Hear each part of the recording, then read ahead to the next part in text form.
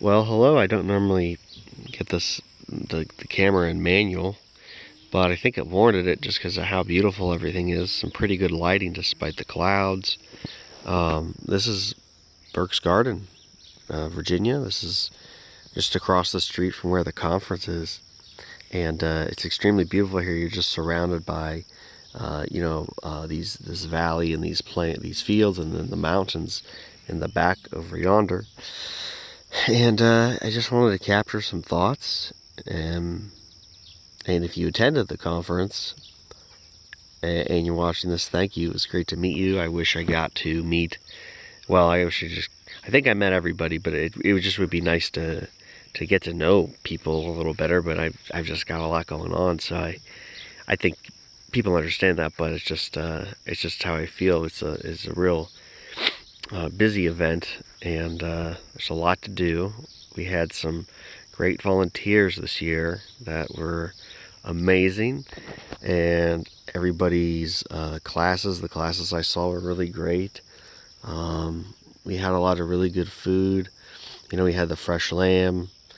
I'll probably do another video. We'll do a story on that. And then we had a lot of stuff came in from Amos when he came to speak. Seeing him speak was great. I got to meet him and talk with him a little bit. He's just a really cool dude. Something you might be interested to hear is that Amos, he eats raw meat. I don't think he does it as much at home and in his community because he said his wife doesn't really like it. But he says he asks that his wife cooks the meat rare at least. But yeah, Amos loaded up on a plate of, he had some cheese, some butter, some meat, some berries, and something else. I think some dates. He really liked the dates I brought. He said, it was the first thing he said, "Oh, those are really good dates." I said, "Yeah, Deglenor dates. They're really good." And but yeah, he brought a bunch of water buffalo and glands. It was the first time I ate pancreas and thyroid and adrenal gland, and I'm surprised I was able to sleep last night because I ate quite a bit, but I felt great and it was awesome. And the weather was, we had a lot of storms, but it was still nice at night. The rain was nice, and it would get a little hot and then it would cool off. And just everyone's support in this beautiful place was great. We had 42 people, a couple families actually with, young children, people bringing their children up this way of eating. And children under 12 eat free, and it was funny. In particular, there was a 1-year-old, and he was just going bananas on all the meat and butter, and he just was just constantly just piling it in. And man, he ate more. He ate more than most people. Every time I saw him, he was eating something, and man, it was just a cool thing to see, and really great. And then another couple was here, and she's expecting a baby. She'll have a baby next year when she comes. So we had a bigger turnout than last year, and next year's probably going to be even bigger. This venue is it has its pros and cons, but it'll probably work for next year too. But eventually, we're going to need somewhere bigger. But what a great event. We met this, we had an iridologist come in, a fellow named Craig at Health Alchemy. He has, I got a consultation, and as well as many other people, and he doesn't really, he uses the iridology, the iris readings, but he uses the sclera as well, and things in the sclera to tell you about the health. And he uses more the iris to confirm some of his other findings and things. And he has some interesting suggestions with herbs and things you could find fresh or grow that you can incorporate into your juices in smaller amounts, 5% or less. And of course, he's not you know, he eats raw and stuff, but he's not, you know, on the primal diet per se. But I don't think that's a bad thing. I think one of the things I'm looking forward to next year and the following years is bringing people in who have other experience with healing modalities and can offer things that people who eat this way, the primal diet, can use and incorporate to help their health. Because, you know, Ajit, while he did focus on food, and it's really great what he did, I'm not discounting that, but there are some other things that work for people, you know, above and beyond just food, like, you know, stretching or maybe exercises, you know, just different things you can do. Like, for instance, when, you know, in addition to the herbs and things, Craig saw some things about how he said, oh, you don't digest well, so it's a good thing you're on this diet because you need the enzymes.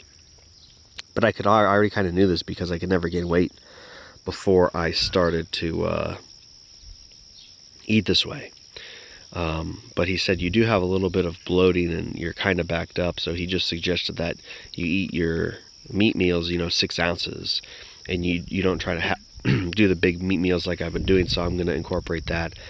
And just some other things he saw in my eye that were congruent, like my crossbite and the some stuff in my cervical spine.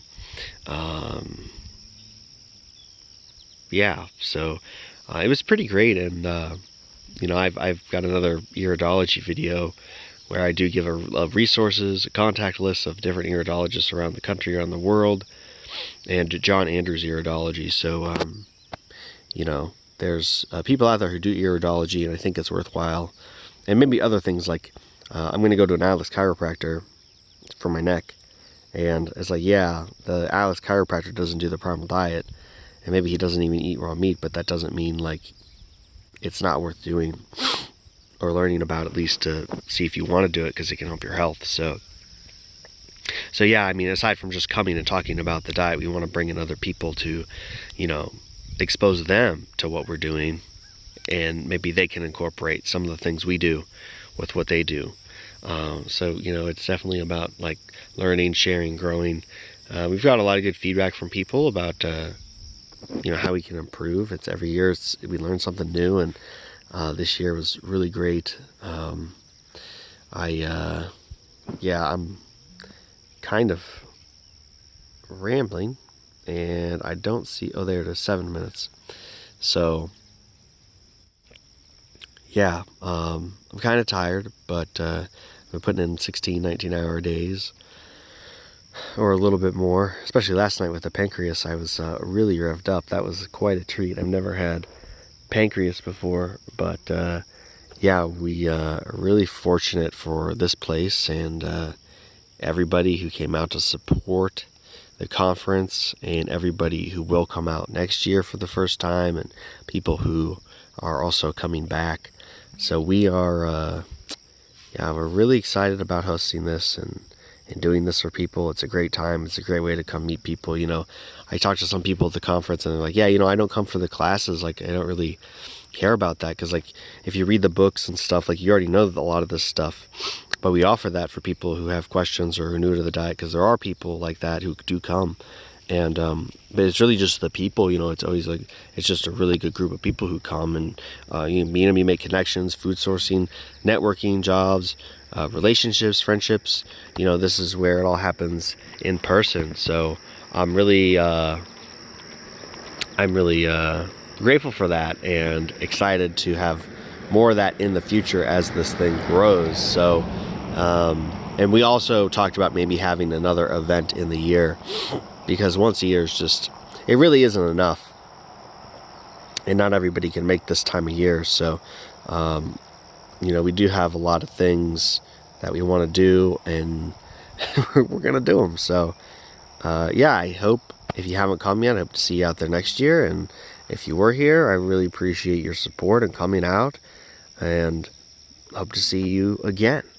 So thank you, and I hope you enjoyed the beautiful scenery. This is definitely a place worth coming. You can get some of the best, you know, meat and milk in the country here. A fun fact: Vanderbilt wanted to build his estate here, but nobody here sold him his land. And now the Amish community is really expanding and thriving here. they are buying up a lot of the land. Eventually this place will just become like an Amish mecca, kind of like Lancaster, but a lot more, you know, traditional and agricultural. Like it's not a city or anything. Because there's no, you can't get infrastructure up here because of the mountains. Anyway, hope you enjoyed this, and just know that if you were at the conference, or you watch my videos, or you know, support me or us, whatever, I enjoy you too. So thank you so much. Bye bye.